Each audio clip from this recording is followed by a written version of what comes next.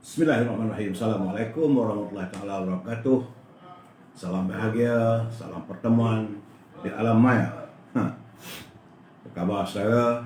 Saya sebentar tadi lewat sikit siaran ini kerana saya mendengar keputusan khas Perdana Menteri. Alhamdulillah ada juga. Sekurang-kurangnya adalah juga ya saudara. Saudara Syah Ibrahim, Waalaikumsalam.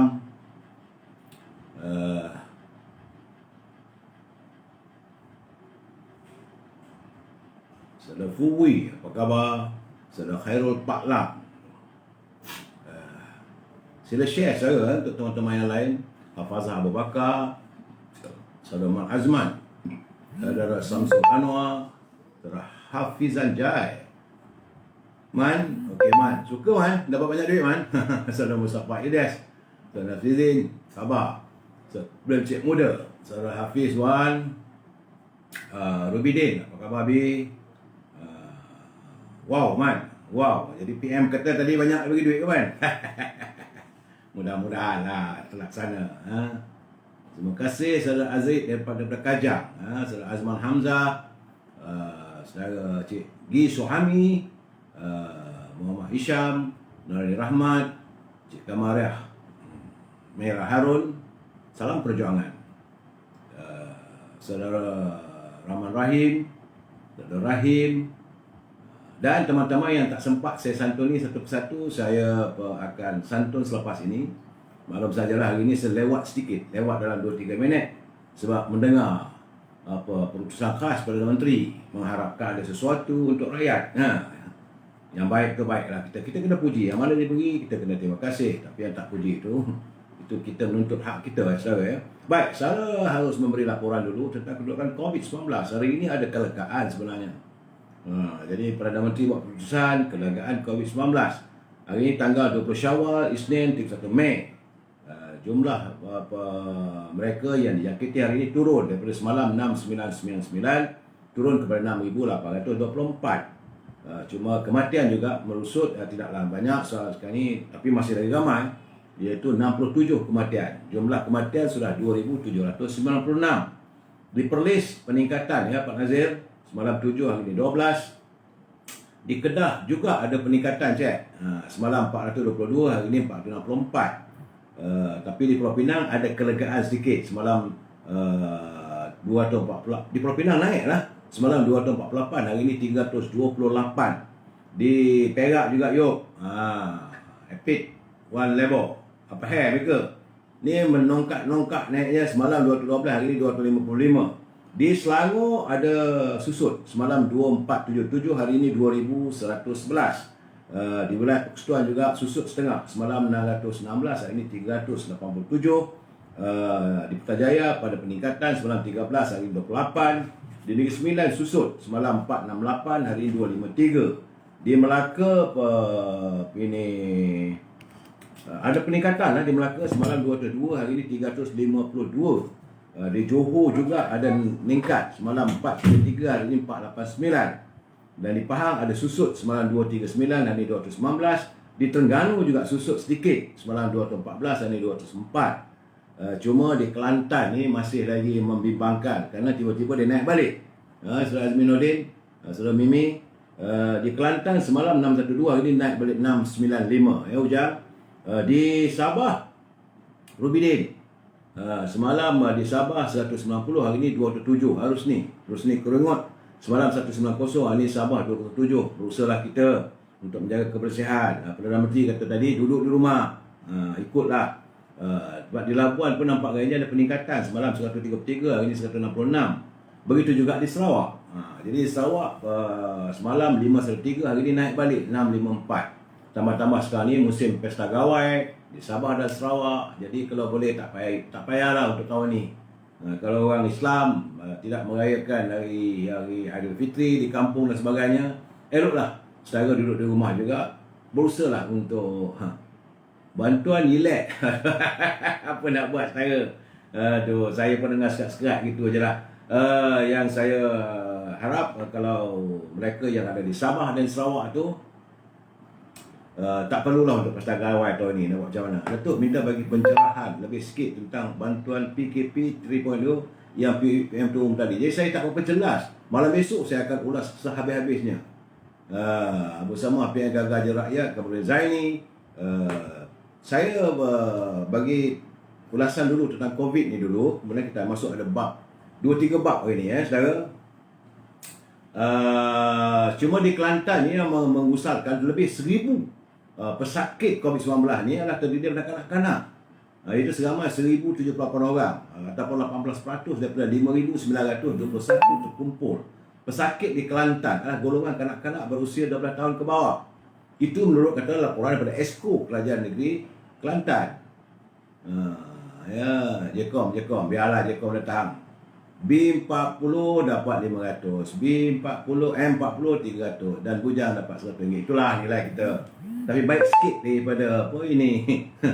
Wakil rakyat ahli parlimen daripada Kota Baru tu. Dia bagi RM20 je. Ya Allah, tuanku. So dalam waktu yang sama, Malaysia hari ini merekodkan seramai 82,341 kanak-kanak yang dijangkiti oleh COVID-19. Bukan sedikit saudara, ramai daripada jumlah itu 19,851 melibatkan golongan berusia sehingga 4 tahun. Kemudian 8,237 antara 5 tahun hingga 6 tahun. 26,801 7 tahun hingga 12 tahun. Serta 27,400 daripada umur 13 tahun hingga 13 hingga 17 tahun. Jadi dan mereka adalah pesakit COVID-19 kategori 1, 2 dan 3. Namun alhamdulillah tidak ada yang dimasukkan pada ICU kanak-kanak ni Alhamdulillah. Cuma jangkitan tu ada pada mereka. Sementara itu menurut Ketua Pengarah Kementerian Kesihatan, sebab itu saya tak faham tadi cara Perdana Menteri membuat pengumuman seolah-olah kita akan habis 2 minggu ni tak adalah COVID. Sebab menurut Ketua Pengarah Kementerian Kesihatan Tan Sri Dr. Nur Hisham, negara memerlukan tempoh masa selama paling kurang pun 4 bulan untuk melandaikan keluk jangkitan COVID-19. Itu pun jika rakyat patuh terus duduk di rumah dan ikut prosedur SOP-nya. Dan dalam waktu yang sama Khairi Jamaluddin mengumumkan bahawa kerajaan akan tambah pusat penerimaan vaksin berskala mega. Kita dah minta berkali-kali. Semalam saya dah bercakap, kemarin saya dah bercakap, kadang-kadang letih lah dengan dia orang ni. Saudara Ismail dah putus lain. Dia lah begitulah, tak apa. Esok je lah Datuk Ulas berkenaan dengan bantuan. Okey, betul. Sebab ini baru lagi. Sebab saya tak dapat nak digest. Jadi saya harus memberi apa yang ada pada saya keadaan hari ini. Jadi apa yang saya nyatakan bahawa nampak gayanya KJ ni masih lagi berkeras tidak mahu menggunakan klinik-klinik swasta untuk memberi imunisasi vaksin. Jadi masih lagi nak buka pusat lagi. Buka pusat lagi ramai orang datang. Jadi saya heran. Kalau buka pusat, sedangkan kita dalam lockdown. Kalau lockdown mana boleh bergerak? Ini yang saya tak faham. Macam mana lah dia punya SOP lockdown ni? Kalau total lockdown, kita ni total lockdown. Mulai besok kita akan mengalami total lockdown. Bukan PKP. Jadi kalau total lockdown tak boleh nak bergerak. Kalau kita tak boleh nak bergerak, macam mana nak pergi mengambil imunisasi? Macam mana nak beratur? Kalau beratur dah salah. Jadi saya tak faham. Ini yang saya katakan kadang-kadang I cannot brain. Dan mereka di peringkat dalam kabinet tak ada satu benda yang solid, yang jelas. Saya tak faham. Sebab besok adalah bermulanya lockdown, total lockdown. Maksud total lockdown itu adalah segala-galanya terhenti. Sepatutnya negara kita ini dah ditutup dan tak boleh pergerakan. Tapi masih ada lagi ada pergerakan yang boleh dibuat itu dan sebagainya. Jadi saya pun tak faham. Sebab dia kata di Selangor dia akan buka 3, iaitu di The Mine, di UiTM Puncak Alam dan di Steel City Convention. Jadi artinya dia buka balik tempat-tempat itu. Orang ramai datang. Bila ramai datang, dan kita akan berlaku banyak sekarang ni. Tadi di PWTC beratus orang. Begitu juga di stadium-stadium lain. Jadi saya pun tak faham. Macam mana yang kita nak mengelak, mengekang jangkitan ini? Sebab kena ingat mereka yang mengambil vaksin ini bukannya 100% terhindar daripada COVID-19. Dia paling penting sekali melakukan penjarakan sosial. Sebab itu duduk di rumah. Itu dia ni. Salah RM20. Jadi saya rasa benda ini ada ketempangan dalam pelaksanaan untuk kita melaksanakan total lockdown mulai besok. Sedangkan banyak benda yang tak tuntas yang kita pun saya kata ini bukanlah. Nampak gayanya. Baik saudara, terlebih dulu saya mesti menyampaikan salam impian moratorium kumpulan luas malam kerja 10,000 yang masih lagi tidak disentuh tadi, ya. Dan tajuk perbincangan kita malam ini ialah lockdown atau lookdown. Sebelum saya beri pencerahan, kita santun dulu pantun Pak Nazir. Kata Pak Nazir, bersama rakan berbuka puasa makan laksa apam suri. Darurat dijadikan penyelamat kuasa. Tunggulah masa memakan diri. Ini penglihatan orang lama ni, otak-otak ni. Dia kata bila darurat dijadikan penyelamat kuasa, maka tunggulah masanya ia akan memakan diri. Melawat kawan di seberang takir dia hadiah anggur, tanda mulia.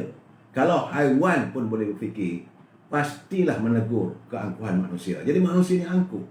Jadi kalau haiwan boleh fikir, dia kata angkuhnya manusia.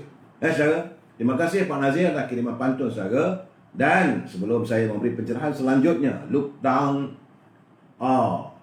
atau lockdown ini, saya memberi peringatan lagi. Mereka yang menyunting semula live dan masuk ke channel YouTube adalah tanpa bertanggungjawab di atas setiap suntingan dilakukan. Pihak saya tidak akan bertanggungjawab ke atas sebarang suntingan ataupun komen-komen, kerana saya tidak berkemampuan untuk melihat satu persatu segala komen dan juga suntingan anda. Itu adalah tanggungjawab anda semua. Saya hanya sekadar memberi pencerahan. Dan bila kita bersama macam sekarang ni, aku sah beli rokok, daun nampak deh. So aku sah. Jadi kalau bila saya santun ni, cuma saya minta kita gunakanlah bahasa-bahasa yang baik. Tadi pun masa kau duk bagi pencerahan saya tengok ada yang masuk tu macam-macam. Ada yang agak bahasanya tak selok itulah, tak sepatutnya lah bagi saya. Roslan Mai, laut daun. Lookdown. Baik saudara, sebelum itu saya ingin memberi peringatan pada saudara. Teman-teman pelayar saya perlu memberi peringatan bahawa sempena besok bila kita bermula besok total lockdown ini, saya yakin mesti ada ramai yang akan melakukan pembelian secara online. Jadi bila anda melakukan pembelian melalui online, jadi pembayaran pun secara online. Jadi sebelum anda membuat pembayaran, pastikan dulu anda cek anda punya jumlah PLN berapa. Setelah dibayar berapa jumlahnya. Dan kena pastikan sebab skema akan berlaku sekarang ni. Jadi barang-barang yang anda beli, yang anda pesan tu pastikan benda itu betul-betul tulen. Dan saya yakinlah bahawa benda-benda begini akan berlaku. Kalau jadi sebab itu saya ingin berpesan supaya anda supaya kita lebih berhati-hati. Jadi kalau ada pula skim pinjaman, boleh bagi pinjaman dan sebagainya, asalkan anda perlu bayar duit dulu. Jangan layan. Ini waktunya sekarang. Lockdown or lookdown, ya Aizah Ibrahim. Nah, ini saya beri peringatan supaya kita lebih berhati-hati dalam keadaan sekarang ni, saudara. Cuma yang ini saya ketawa sedikit sebab di kampung saya lah. Bukan di kampung asal, di hampiran kampung saya itu di Lekir, Pasir Panjang. Saya ketawa bila saya tengok ada kiriman pada saya, iaitu seorang lelaki bernama Zakaria Zainal akhirnya telah disaman untuk dikenakan kompaun sejumlah RM2,000 kerana bantu isteri jemur kain. Aduh, saya ingat benda macam ni. Saya mengharapkan agar Ketua Polis daerah ini Manjung dapat meneliti sebab kejadian berlaku jam 10.45 pagi di Pasir Panjang dalam daerah Manjung. Orang yang kena adalah Zakaria bin Zainal, telah disaman oleh Pak Polis dengan tawaran kompaun RM2,000 hari ini kerana tidak memakai pelitup muka semasa berada di halaman rumahnya. Tapi katanya dia tolong isteri jemur kain. Jadi saya haraplah janganlah buat penanya orang macam ni, tak baik. Mungkin kadang-kadang pihak anggota pun tak dapat memahami, tak dapat menghayati sebenarnya SOP yang bagaimana. Jadi kalau di luar rumah, betul lah dia kalau di halaman rumah dia kena saman, tak patut saya rasa. Unless kalau dia berjalan merayap sana merayap sini tu boleh lah. Dia tutup. Tuhan, saya pun tak faham saya. Dan petang ini tadi saya dapat kiriman juga, saya terkejut. Sebab katanya bahawa perubahan skop terkini, iaitu yang telah diputuskan dalam lockdown ni, tiba-tiba ada perubahan. Sebab sepatutnya bagi pengecualian, yang boleh memberi pengecualian kalau nak bergerak dan sebagainya adalah pihak polis, Kementerian Dalam Negeri ataupun tentera. Ini aja dua kementerian yang menjaga pergerakan rakyat. Tiba-tiba benda yang amat meranjatkan saya, kerana Putrajaya telah memutuskan pada saat akhir pelaksanaan PKP penuh bahawa mana-mana perniagaan yang ingin beroperasi dalam tempoh total lockdown selama 14 hari boleh mendapat pengecualian daripada Kementerian Perdagangan Antarabangsa dan Industri. Saya kata, wow, besarnya kuasa Azmin Ali ni. Saudara, besar kuasa ni. Sebab dia boleh overrule. Ini yang saya tak faham. Sekarang Majlis Selamat Negara pada satu kenyataan berkata keputusan itu dibuat semasa mesyuarat yang dipengerusikan oleh Perdana Menteri Nasir Mohidin hari ini. Artinya, nama saja lockdown. Actually lockdown.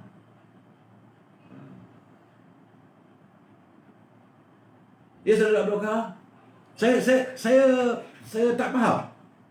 So, SOP-nya sepatutnya orang yang bertanggungjawab dalam hal lockdown ni, pada total lockdown ni adalah Menteri Pertahanan dan Menteri Dalam Negeri. Menteri Kesihatan pun tak boleh, melainkan kalau dia kata pada sakit, kenapa ini rawatan. Ini nampak gayanya tak ada lockdown lah. Kerana kalau kilang nak beroperasi, dia berjumpa dengan Menteri Perdagangan, Menteri boleh bagi pengecualian. Besar kuasa ni saya. Dalam kuasa darurat dia boleh overrule. Ini yang saya terfikir, apa terjadi ini sebenarnya di Putrajaya. So tadi kalau gitu, apa yang diumumkan oleh Yang Amat Berhormat Tan Sri Perdana Menteri itu, saya kata takkan mencapai matlamat. Kita minta supaya kilang ditutup. Tapi artinya kilang takkan ditutup. Mana-mana kilang akan berjumpa dengan Menteri Perdagangan dan Perindustrian, dia minta pengecualian, bawa pengecualian, boleh. Ini berat ni saudara. Berat sebenarnya. Sedangkan saya tengah tahu di China, semalam saja terdapat 27 kes baru di kawasan Guangzhou. Guangzhou tu kawasan saya pernah pergi melawat kawasan tu. Saya tiba-tiba kerajaan China terus, bila 27 kes baru, China terus umumkan lockdown di sebahagian daripada daerah Guangzhou. Tak boleh keluar, tak boleh masuk, apa semua. Lockdown total. Kilang-kilang tutup. Dan kita di sini tak tahu. Begitu juga macam mana berlaku di Singapura. Di Singapura, yang Perdana Menterinya, General Lee Hsien Loong, dia membuat keputusan khas. Selepas saja dia buat keputusan khas, maka dia ada sidang akhbar. Bersama-sama dengan dia, menteri-menteri yang bertanggungjawab, iaitu Menteri Kewangan, Menteri Perdagangan Dalam Negeri dan Ewa Pengguna, Menteri Keselamatan, Menteri Kesihatan yang akan menjawab segala permasalahan yang akan ditanya oleh wartawan. Kita tak ada. Buat pening kepala je Datuk ni. Memanglah. Sekarang ni kita jadi pening kepala ni betul ke? Jadi bukanlah mencapai matlamat. Sebab itu apa yang dilontarkan oleh Ketua Pembangkang Datuk Seri Anwar Ibrahim itu betul juga. Jadi dia kesal dengan sikap sambil lewa kerajaan yang melaksanakan program lockdown ini yang besok bermulanya. Dia bukan, tak ada ketegasan. Macam saya kata semalam lah, Menteri yang menjaga hal COVID ni, keselamatan COVID ni, Datuk Seri Sabri, dia kata saya berharap. Dia bukan saya mahu, kerajaan telah memutuskan. Ini masalahnya saya tengok. Bukan is a trial decisions, tetapi I hope. So knock down lah, saudara Muhammad Amin. Saya tidak berhasrat untuk mengkritik dan sebagainya, untuk mencari kesalahan, tidak. Tapi kita merasakan bahawa kita harus menyuarakan kebimbangan kita bahawa akhirnya total lockdown ini tidak mencapai matlamat apabila ada sektor-sektor yang masih boleh bebas. Jadi kalau gitu tak payahlah nak buat. Saya agak bersimpati dengan warga tentera. Saya bersimpati dengan anggota pasukan keselamatan, polis, dah memasang dia punya mulai besok malam ni dah mula start standby. Semua kawasan-kawasan, jalan-jalan raya, sekatan jalan raya dilakukan. Dan anggota tentera, anggota polis tidak dibenarkan mengambil cuti. Jadi mereka bertugas. Jadi apakah berbaloi dengan tugas mereka menjaga keselamatan ataupun menjaga sekatan jalan raya apabila di tempat-tempat lain ada pelanggaran? Ini yang membuatkan sepatutnya yang boleh bergerak ambulans. Saudara Datuk Seri Yunos, semoga lockdown apa dia kata? Apa kata Datuk? Laju sangat tu, tak dapat saya nak baca.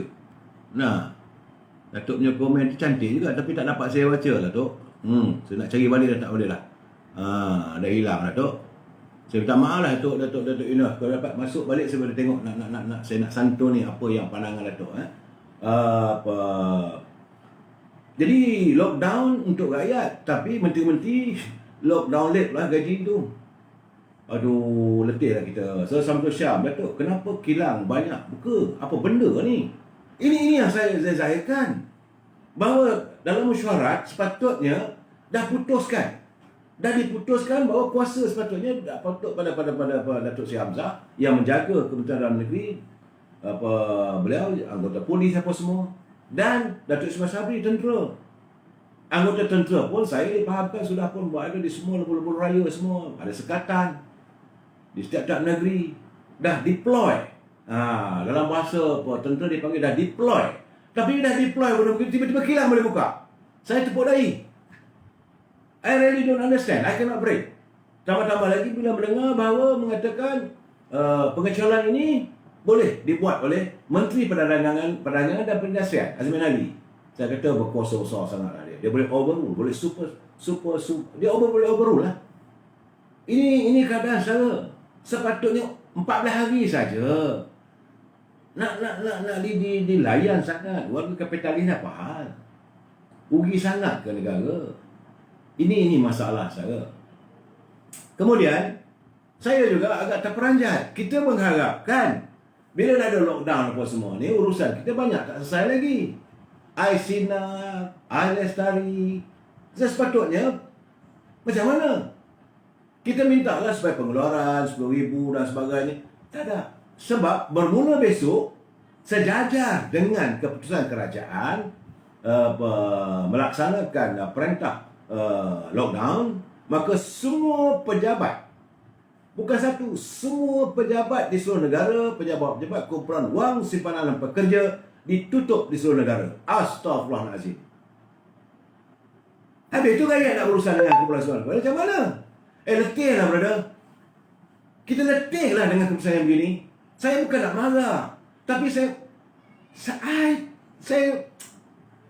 dapat merasailah kepada rakyat yang tak ada duit dengan lockdown ni, nak cari makan. Sebab kita tak tahu sama ada cukup ke tak cukup supply makanannya, harga macam mana, duitnya ada ke tak ada. Okey, tadi Tan Sri Perdana Menteri mengatakan ada bantuan perhatian semua. Bantuannya bukan immediate.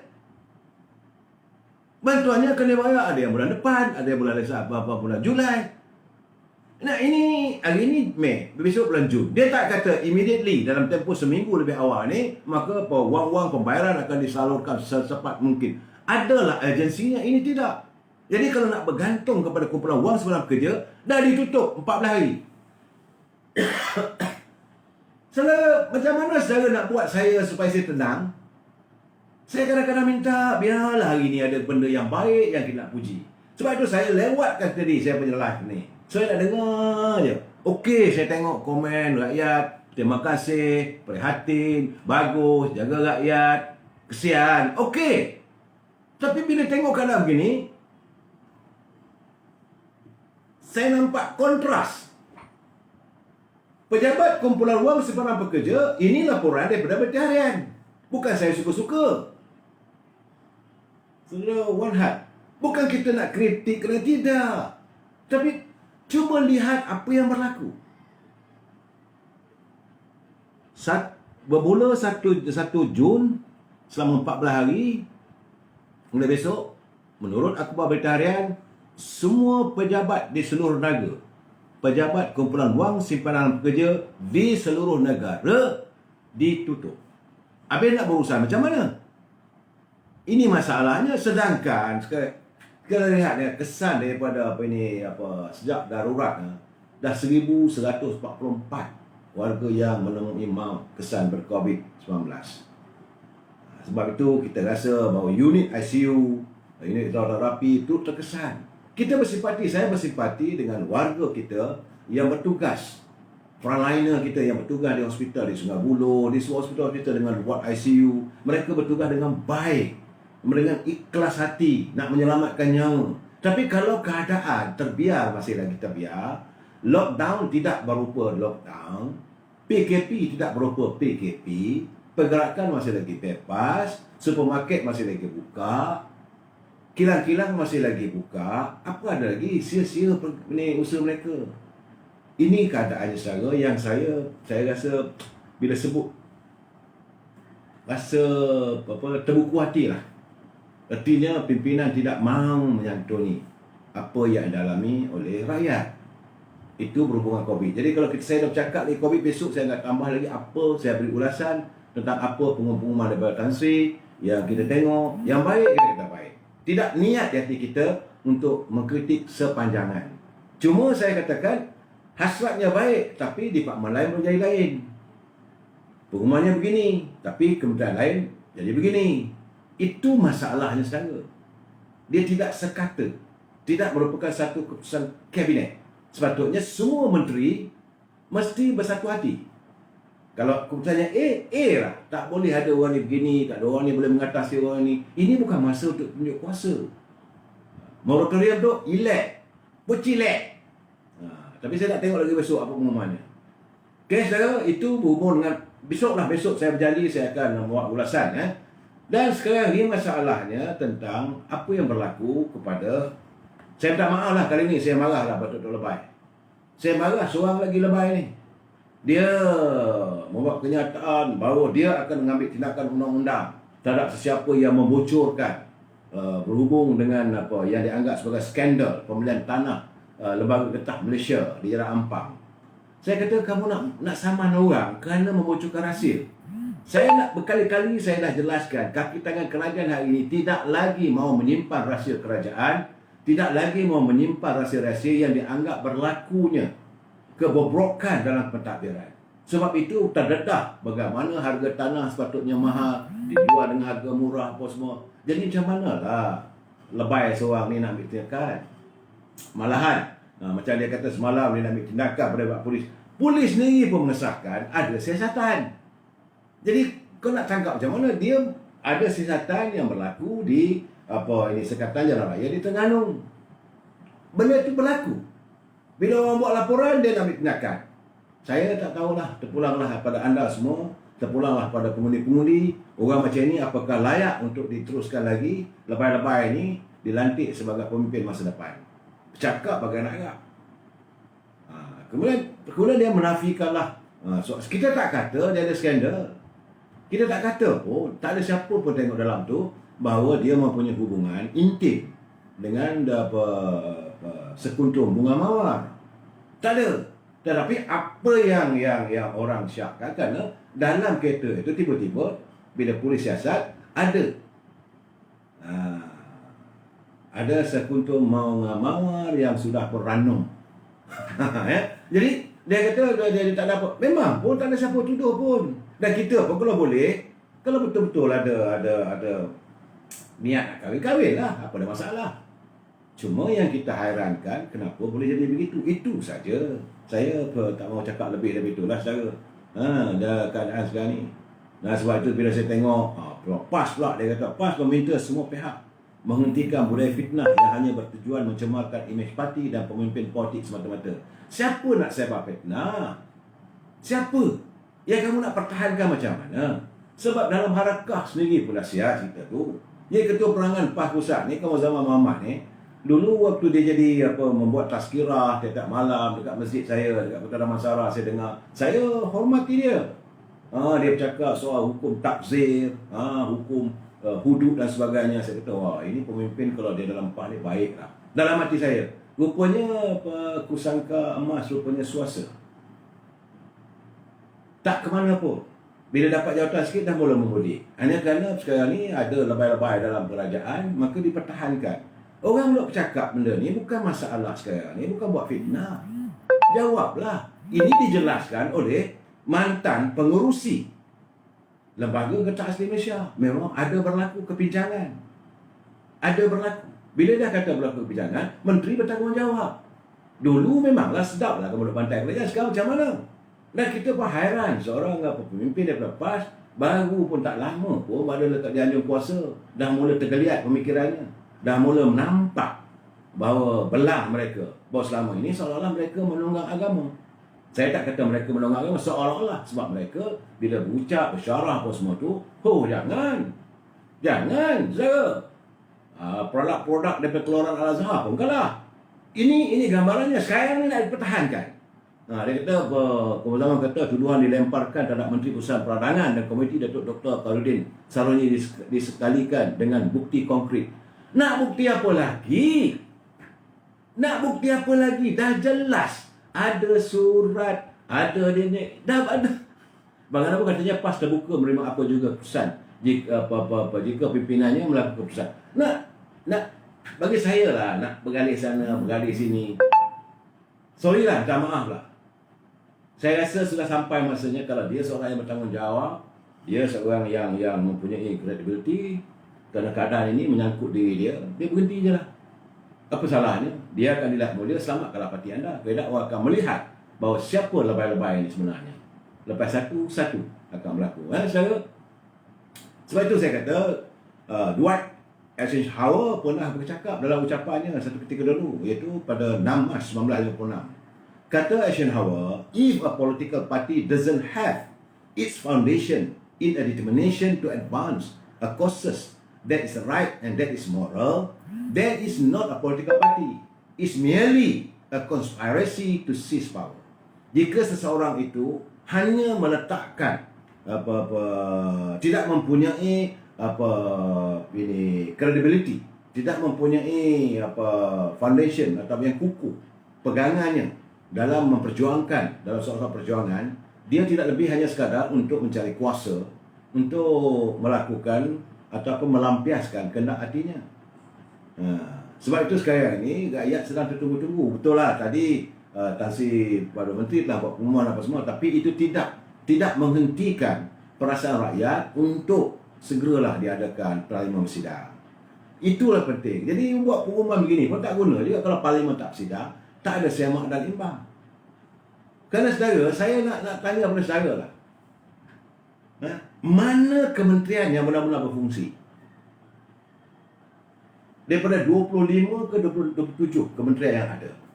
Dalam pentadbiran yang amat berhormat Tan Sri Muhyiddin, tunjukkan pada kita satu atau dua kementerian yang benar berfungsi sebagaimana yang mematuhi. Kalau kita katakan ada KPI ni, Key Performance Index, ataupun pelaksanaan waktu dia mentadbir dengan baik. Mana ada? Berarti malam ni nak cakap. Sebab itu kita merasakan sepatutnya potong aja gaji. Macam mana disarankan semalam saya dah katakan, yang bawa mula Tengku Razali dah minta supaya menteri-menteri potong gaji. Ambil gaji 20% saja sebab tak bekerja. Dan bila yang bawa Perdana Menteri menyentuh, dia kata beban kewangan yang semakin besar perlu ditanggung oleh kerajaan untuk emolument dan barang pencen. Jadi ramai netizen memberi ulasan. Antara ulasan-ulasan yang tepat dan terbaik yang saya baca ialah pencen paling membebankan kepada politikus. Bergaji besar, malahan allowance lebih tinggi dari gaji. Seperti jawatan Perdana Menteri sampai beratus-ribu. Timbalan Perdana Menteri, Menteri Besar, Ketua Menteri, Menteri, Esko, ada ahli parlimen, ahli Dewan Negeri, Senator. Sepatutnya mereka inilah yang sepatutnya dinyah senaraikan sebagai penjawat awam dan dinyah kelayakan sebagai untuk menerima skim pencen, kerana dengan hanya memegang jawatan dalam tempoh 60 bulan layak terima pencen penuh, berbanding dengan kaki tangan kerajaan yang bekerja 240 bulan untuk layak menerima pencen. Ini saya beritahu contoh emolument ya. Gaji pokok ini menteri-menteri sama 25 orang. Gaji pokok menteri ini adalah 18,000 sebulan, saudara. Bukan sikit, 18,000 gaji pokok. Kemudian allowance kerajaan 10,500. Itu saja dah 28,500. Allowance perumahan 10,800. Dah jadi 38,000.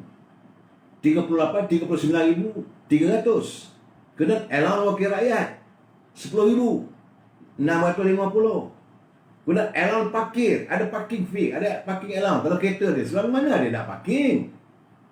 Elon Fakir nama dia, 5,700. Ini bukan Elon Fakir miskin tau. Ini Elon Fakir kereta. Masa bila mereka bayar pakai kereta? Sebab dia ada driver, ada pemandu. Dan jumlah keseluruhannya RM55,650. Itu gaji seorang menteri.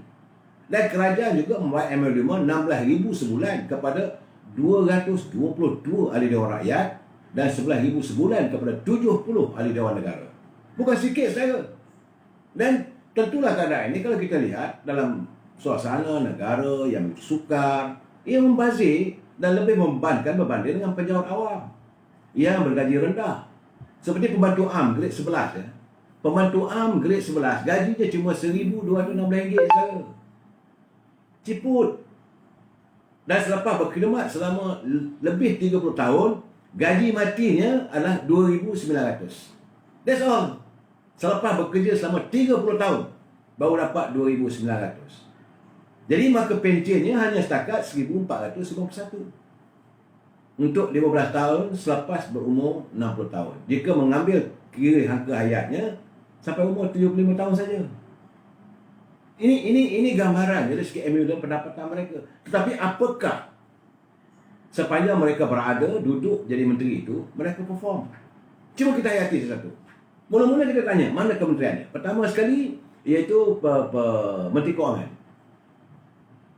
Apa dasar kewangan negara? Ya, saya tak malam dulu saya bertanya, what is our economic policy? Apa kita punya monetary policy? Dasar kewangan negara macam mana? Soal kita boleh bawa duit keluar ke, ambil masuk duit macam mana ke, kita nak tahu apakah hanya lanjutan daripada yang dulu-dulu. Kalau yang dulu-dulu tidak ada penambahbaikan. Dia hadir sebab dia berlatar belakangkan seorang bank. Cuma sebab itu selalu saya katakan, bank ni kadang-kadang tak ada hati. You don't care. Dalam keadaan begitu, okey lah kalau nak buat itu atas kebaikan rakyat. Ini tidak. Macam mana dia sebagai seorang menteri kewangan, dia jaga khazanah negara. Dia menjaga khazanah, kementerian dia jaga, dia pakai khazanah negara. Jadi segala cukai percukaian semua duduk bawah dia. Dia disatukan cukai, termasuklah cukai judi, cukai ragak, segala cukai disatukan, dijadikan sebagai pendapatan kerajaan. So bagaimana agihannya? Bagaimana perancangan kamu? Dan kamu boleh bercakap pada kabinet, now the country don't have enough money, so we have to cut the expenses. Ini berlaku zaman Tun Dail dulu. Betul lah. Zaman Tun Tan Sri Sin juga berlaku. Zaman yang mana Tengku Razali Hamzah juga sama. Kalau dilihat bahawa kedudukan ekonomi negara tenat, maka berlaku pemotongan. Ini tak boleh kita terus berbelanja macam mana biasa. Ini tidak. Beliau tidak mampu untuk memberitahu Perdana Menteri, tidak mampu untuk memberitahu kabinet bahawa semua gaji-gaji yang semua ni perlu diadakan pemotongan. JLC juga, sebab pengurusi-pengurusi JLC adalah lantikan politik dalam scheme of thing. Ya, untuk mendapatkan kuasa kepada seorang Perdana Menteri, maka daripada parti-parti politik yang mana yang menyokong beliau itu dapat jawatan sebagai pengurusi-pengurusi JLC. Jadi dalam keadaan begini, yang berkuasa ialah Menteri Kewangan. Jadi dalam sebagai Menteri Kewangan, macam mana dia buat? Apa dia dari segi khazanah, dari segi saham-saham kita yang diapung di luar negara, dalam negara, dan apakah dikaji tentang bond-bond yang kita jual? Bila kita buat pinjaman, berapa banyak persentejnya, berapa dia, mesti ada kajian. You are ex-banker. Bagi saya crowd.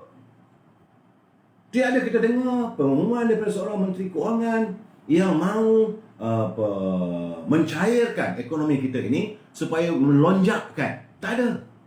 Kedudukan kewangan kita supaya lebih mampan. Macam mana kita nak pertahankan ringgit kita berbeza dengan pasaran wang antarabangsa. Tak ada. Kemudian kita tanya pula Menteri Penerangan. Sepatutnya apa yang dilakukan Datuk Ismail Sabri sebagai Menteri Pertahanan dan beliau sebagai anggota dalam yang hak ehwal keselamatan, sepatutnya tugas itu dibuat oleh Menteri Penerangan. Apakah beliau masih lagi belum selesai? Penyakit COVID tak boleh ke depan? Dulu-dulu semua urusan pengumuman kerajaan mesti datang daripada Menteri Penerangan. Tak dengar suara. Peci elek.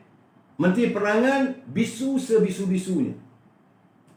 Ada timbalan menteri, dia bercakap melawak.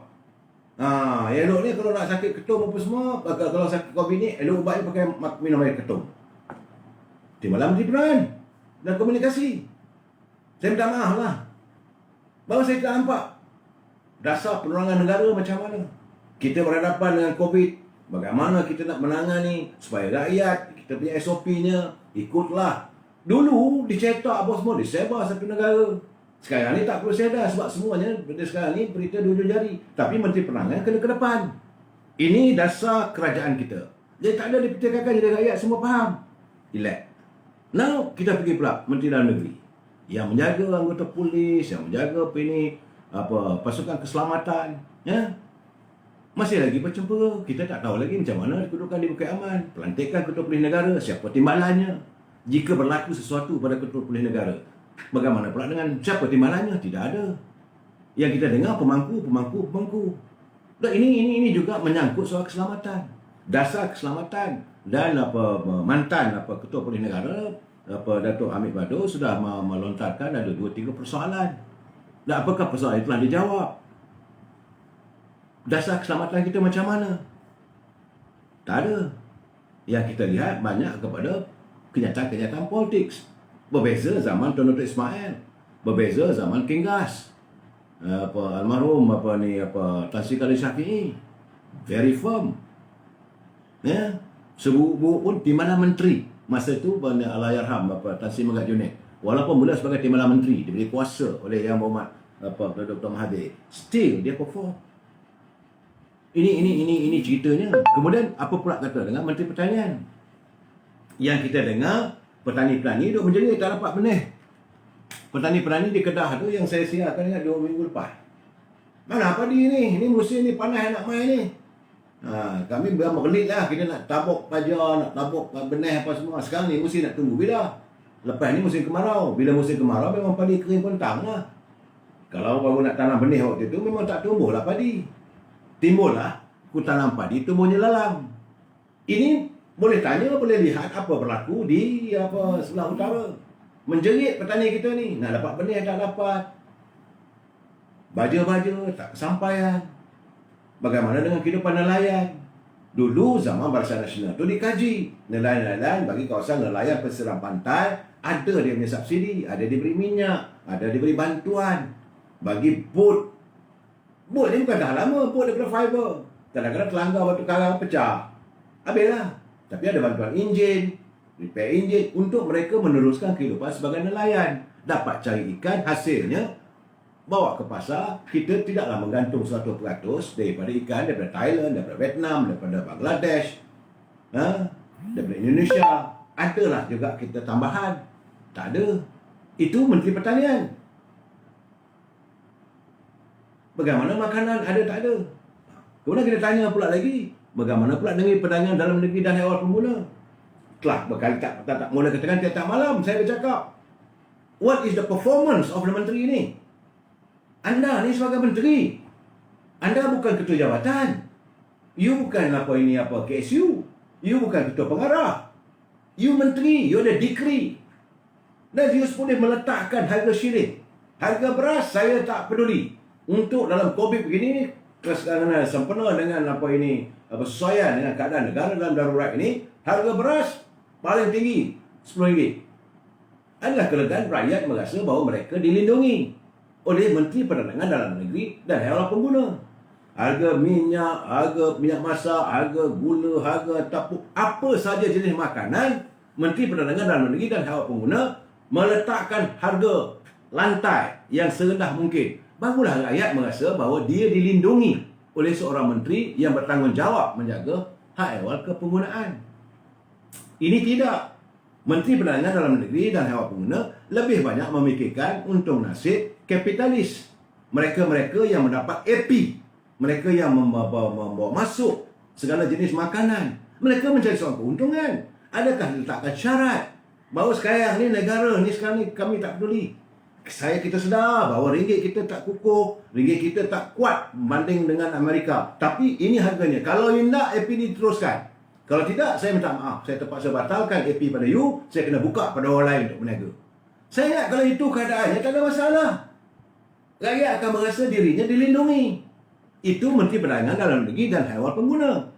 Kemudian, macam mana pula dengan Menteri Sains dan Teknologi? Jangan duk cakap pasal vaksin sekarang ni. Menteri Sains dan Teknologi dilihat mengambil alih Menteri Kesihatan. Dia pula yang lebih ke depan dalam menyucuk vaksin apa semua. You are not a doctor. Kalau lah, okey lah kalau skor buruk-buruk pun, kalau you latar belakang you adalah latar belakang belajar perubatan, okey lah juga. You boleh bercakap soal ini, tidak. You menggunakan degree sebagai menteri, you nak tunjuk bahawa ini keadaannya, saya nak buat begini, saya nak buat begini. Ini soal yang menyangkut soal kesihatan, soal untung nasib, soal ini nyawa rakyat. Akhirnya apa berlaku? Is out of control. Penyakit COVID-19 dah jadi outbreak. Outbreak ni satu benda, penyakit yang menular, yang seolah tidak dapat, terpaksa kita adakan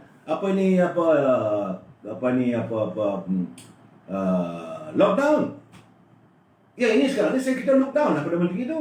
Malahan dari segi vaksin yang dibawa pun masih lagi 1000 persoalan. Nak duit, kerajaan dah bagi, parlimen dah luluskan. Dan kita bercakap, bukan saya nak ulang, tidak. Ini realitinya sekarang. Dan ada juga beberapa jenis vaksin yang diluluskan di peringkat antarabangsa. WHO dah luluskan, tapi masih lagi tertakluk kepada jabatan perubatan. Dan jadi keadaan begini, ini yang kita kata tak dapat kita dapat Pfizer. Okey.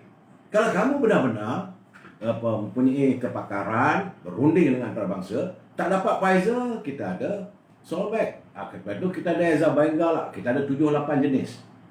Dan saya nak tanya, selalunya kalau kita beli ubat, ini persoalannya, saya nak tanya, ini tanya kepada Menteri Kesihatan lah, apakah dikaji kesesuaian vaksin itu dengan hormon badan orang tu? Katalah macam saya ni mungkin kalau saya makan penicillin, saya alahan. So apa alternatif kepada alahan itu? Supaya tidak ada alahan ubat. Tidaklah jadi bengkak muka, sakit mata yang kita tengok gambar-gambar kadang. Sebab ada jenis-jenis. Sebab tak semua ubat itu sesuai untuk seseorang. Masing-masing ada dia punya DNA.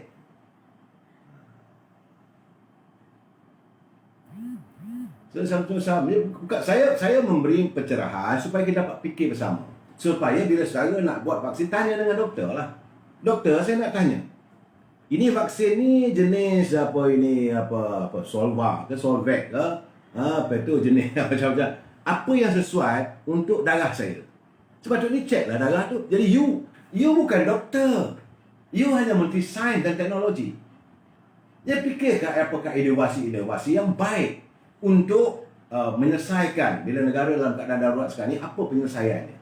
Okey, bukan kamu nak ambil alih jawatan sebagai Menteri Perubatan atau Menteri Kesihatan. Benar, kita tanya lagi ni. Bagaimana dengan Menteri Pendidikan? Radhi Dijin. Sekarang ni, apakah anak-anak kita yang belajar di rumah? Okeylah, yang sekarang ada Kuala Lumpur, ibu bapa dia ada komputer. Okey. Tapi bagaimana yang di desa-desa? Di kawasan pedalaman yang dulunya janjinya 150,000 komputer nak bantu pada pelajar-pelajar kita, anak-anak kita. So ini keadaannya. So dalam keadaan begini, Menteri Pendidikan dia okey, dia sebawah belum sampai ke peringkat pelajar pendidikan tinggi, dia sampai ke peringkat sekolah menengah. Apa perancangan kamu? Kita nak dengar dasar pendidikan kita macam mana. Yang kita dengar sekarang ni, orang cerita pasal Jawi lah, cerita itu, cerita ini, kita pening-pening. Dasar pendidikan negara. Kemana kita nak bawa anak-anak kecil kita ini? Ke arah mana? Kalau mereka persiapan untuk menghadapi dunia tanpa sepadan, apa yang perlu kita sediakan? Kalau kita perlu sediakan komputer supaya mereka lebih well-versed menggunakan alat-alat komputer, okey, kita akan bekalkan komputer. Dan di sekolah macam mana? Penutupan sekolah. Bila sekolah ditutup, bagaimana dengan kaki tangan? Bagaimana untuk nasib guru-guru? Bukan seorang. Tak dengar. Ini Menteri Pendidikan, Radhi Dijin. Yang kita tahu, dia buka sekolah, ditutup, lepas itu dia buka 640,000. Anak-anak murid, pelajar kena COVID. Ini dia kena tanggungjawab 40,000 ke 47,000 untuk komputer. Because bila dia buka sekolah, sebab dia tak berunding dengan Kementerian Kesihatan, dia tak bertanya dengan Ketua Pengarah Kesihatan, boleh tak boleh sekolah dibuka. Habis, usai, Kementerian Pendidikan. Nah, kita tanya pula pengajian tinggi. Saya kena tahu saat ini masih ada lagi pelajar-pelajar dekat universiti. Dalam kita nak buat lockdown ni, Norani ni buat apa? Jangan nak main TikTok You ada kelebihan sebagai menteri. Pergilah ke pusat pengajian tinggi. Kita ada banyak. Kita ada institut pengajian ni universiti teknologi MARA di setiap daerah. Malah di setiap negeri ada 2 atau 3. Dan pelajarnya ribuan. Bukan seorang. Bagaimana tentang nasib mereka? Macam mana fee mereka? Bila mereka kena bayar. Ada setengahnya kena bayar punya apa yuran dan sebagainya. Dalam keadaan sekarang ni, adakah wajar yuran itu dibayar? Sedangkan pelajar-pelajar ini kebanyakannya di UiTM ni adalah orang warga bangsa Melayu dan terdiri daripada anak-anak daripada luar bandar. Macam mana kamu nak mengembalik? Nah, ini adalah generasi yang harapan kita. Putra-putri bangsa yang akan mentadbir negara satu ketika nanti. Mereka akan mengambil tempat kita. Mereka akan menjadi ketua kerajaan. Mereka akan menjadi ketua keluarga. Jadi mereka ini perlu dididik. Dah pergi ke belum? Ada ke dipanggil semua dekan-dekan ni? Senet-senet ni. Universiti UiTM, di Shah Alam, di Puncak Alam, di Melaka, di Johor semua. Ada ke? Apa pengumumannya? You sebagai Menteri Pengajian Tinggi. Itu untuk UiTM saja. Belum lagi kita masuk dengan universiti lain. Bagaimana dengan Universiti Melaya? Bagaimana dengan Universiti Sains? Bagaimana? Bukan satu universiti. Itu bahagian universiti yang tajaan kerajaan. Kita jangan lupa kita juga dulu mempunyai banyak universiti-universiti yang associate dengan negara luar. Kita macam ada Segi College lah, kita ada college-college yang ada dia punya affiliate dengan universiti luar. Adakah ditangani mereka ini? Jangan kita biar begitu. Akhirnya negara luar kita Malaysia ni. Dan jangan lupa saudara, kita juga mempunyai pelajar-pelajar yang datang daripada luar negeri. Bagaimana kehidupan mereka yang tinggal di flat-flat. Jadi akhirnya setengah-setengah tu macam mat-mat hitam ni. Ramai. Apakah mereka akan terjebak dalam kejadian jenayah? Ini Menteri Pengajian Tinggi bertanggungjawab. Sepatutnya berhubunglah dengan Kementerian Dalam Negeri. Kita ada problemnya. Universiti ini jumlahnya, ini data banknya, pelajar-pelajar di luar negeri sekian banyak. Ini tidak kena tanya dia berapa jumlah sebenarnya pelajar daripada negara Afrika. Kita kena cek lah. Dalam keadaan sekarang ni. Bagaimana pula dengan Menteri Agama? Isu sajat pun tak boleh selesai. Itulah sembang lah. Apakah dia dah bincang dengan pakar-pakar agama? Sebab dia bukan semurti. Bagaimana kita sekarang ni dalam menghadapi COVID ini? Berkali-kali saya kata come back lah. Kita kembalilah kepada Allah SWT. Sepatutnya kita buka lah masjid ni. Adalah nas-nas dan sebagainya. Setuju bahawa satu ketika dulu di Madinah ada serangan taun. Tapi bagaimana Rasulullah menangani? Kajilah apa yang ada dalam Al-Quran dan sebagainya. You sebagai Menteri Agama, panggillah pakar-pakarnya. Dan dibuat kajian. Yang mereka yang berbalik daripada Azhar apa semua, mereka berilmu. Tak ditangani. Itu saya katakan, malahan sajat bila satu masalah pun tak selesai. Dan begitu juga kita dah dengar. Ada wanita kata, saya dah tak semayang. Boleh bercakap secara viral dalam internet. Saya tak semayang. Tak penting pada saya semayang. Na'udzubillah. Artinya agama kita sudah mula berada di keji. Kemudian kita nak tanya pula. Menteri Tenaga ni saya terima kasih lah. Pada Samsul Nasara. At least sekurang-kurangnya dia ada prihatin pada rakyat. Bila dia buat kenyataan bahawa mereka rakyat tak perlu gusar. Artinya walaupun tak bayar sampailah usai total lockdown ini bulan Julai, bekalan elektrik tidak akan dipotong. Alhamdulillah. Tapi kita nak tahu juga, Datuk Samsul, kita nak tahu tarifnya turun ke naik ke macam mana. Besok kita nak balik, besok nak bayarnya macam mana.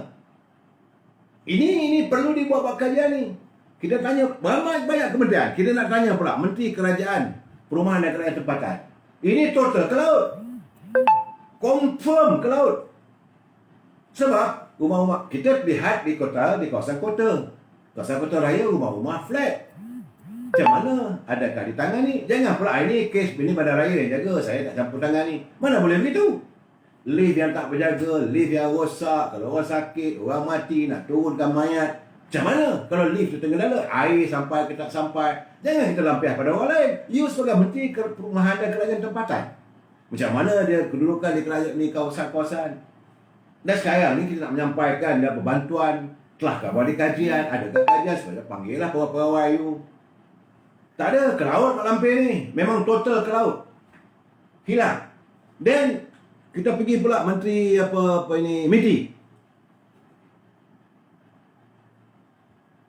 Menteri MITI, apa dia buat? Apa saja keputusan untuk pelepasan, boleh dapat daripada dia pada pengecualian. Itu lebih penting. Dan pertahankan untuk penghilang-hilang. Apa hal ni? Kita nak tahu bagaimana dengan dasar perdagangan kita, perdagangan antarabangsa kita. Berapa banyak produk-produk kita, tempahan macam mana. Dan bila masa kita nak tarik pelabur? Tak ada. Sunyi sepi. Jangan hanya kita nak beritahu bahawa kita insya-Allah ekonomi kita bertambah baik. Bertambah baik macam mana? Kemudian kita nak tanya pula Menteri Undang-Undang. Menteri RM20. Kota Baru, ahli Parlimen Kota Baru. Bila Parlimen nak bersidang? Apakah tidak rasa tersinggung? Apakah tidak rasa malu apabila tuanku sendiri dah mengatakan bahawa Parlimen boleh bersidang? Sudahkah dikaji sistem macam mana kita nak buat penambahbaikan tentang perjalanan mahkamah, perjalanan pembicaraan dan sebagainya? Where are you? Sebab you Islam, you membacakan hukum hudud. Saya ingat lagi waktu kita nak meminta apa-apa supaya hukum hudud ini dipindah di Dewan Rakyat, Menteri sekarang ni lah jaga undang-undang ni. What happened? Bagaimana dengan adib dan sebagainya? Apa jadi? Relax. Kemudian Menteri Komuniti. Takkan skandal di tanah di Jalan Ampang. Kau tak boleh selesaikan. Apakah kamu terlibat sama? Ini satu persoalan. Jangan nak menafikan saja. Bagaimana dengan Menteri Pembangunan Luar Bandar? Sudahkah ditangani dalam keadaan rakyat susah?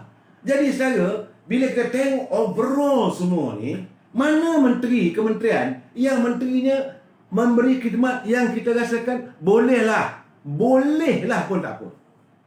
Sejak Kerajaan Perikatan Nasional ditubuhkan. Sebab itu saya katakan, bila mereka gagal, artinya lampiahnya akan dia kena pada parti saya, Parti UMNO. Sebab 9 orang ahli UMNO, ahli Parlimen UMNO duduk dalam kementerian. Saya bercakap terus terang. Macam tadi saya kata, ketua wanita jadi Menteri Pengajian Tinggi. Apakah telah dikaji tentang kedudukan pelajar-pelajar luar negeri dan sebagainya? I don't care. Walaupun ia daripada UMNO tak betul, tepat tak betul. Jangan saya sedap balon Pak Lebay aja. Tapi macam mana? Begitu juga macam saya tentang Datuk Samsul Nasara.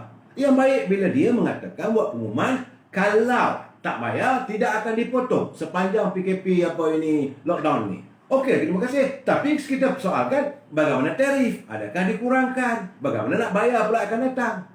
Ini kita nak tanya, airnya macam mana? Bekalan airnya cukup tak cukup? Sekarang musim panas akan berdatang. Nah, bagi saya walaupun dia tak berada pada UMNO, dia tak betul. Dan kamu sekarang ni associate diri you dengan menteri-menteri yang ada.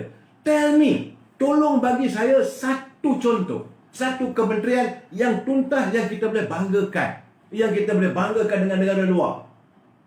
Macam saya katakan tadi lah, Perdana Menteri Singapura bila ada masalah aja tu, dia buat putusan, dia panggil menteri dia, Menteri Kesihatan, Menteri Kewangan. Ini cara kita nak buat 1, 2, 3, 4. Okey, boleh tanya. Kita tak ada. Habis putusan, habis. Cuma demo-demo dan tanya. Masalah sekarang ni, masalah makanan tidak ditangani. Masalah kesihatan tak tahu lagi. Vaksin tak tahu lagi. Bagaimana dalam kita melaksanakan total lockdown ini, apakah pemberian vaksin ini diteruskan?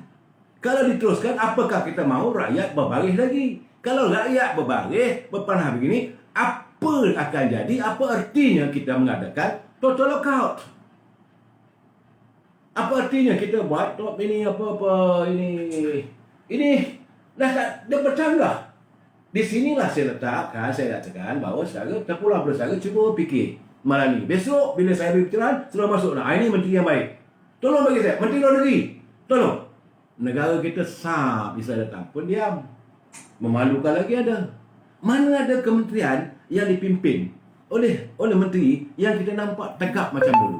Dulu menteri mempunyai wibawa yang hebat. Tapi hari ini menteri-menteri kita, bila saya kata menteri Cahaya, mereka marah kat saya. Sebab what is their performance? Sejajar dengan pendapatan emolumen yang mereka dapat. Bawa kerajaan menjaga mereka, ada bodyguard. Perjalanan mereka dijaga 24 jam. Rumah mereka dijaga 24 jam. Dikawal keselamatan mereka. Tapi apakah khidmat mereka itu setimpal dengan apa yang mereka perolehi? Dengan allowance, dengan emolumen, dengan gaji, dengan segala keperluannya disediakan oleh kerajaan. Baju, kod pun kerajaan boleh tanggung. Pakai beli rumah pun kerajaan tanggung. Kereta kerajaan bagi percuma. Driver percuma. Bodyguard percuma. Masuk jalan kaki. Hebat, semua orang hormat kamu. Tapi apakah khidmat kamu pada negara? This is our big question to the minister. Kalau tidak, saya kata, menteri-menteri daripada UMNO ni, let's bye-bye. Jangan associate dengan keadaan begini yang akhirnya parti kita akan dilak kotor. Dan the best thing, cakaplah saya dengan ni rela, gaji saya tak ada. For the sake of government. So, kita jumpa lagi malam esok untuk saya memberi pencerahan yang lain. Wabillahi taufiq wal hidayah. Assalamualaikum warahmatullahi wabarakatuh. Selamat malam.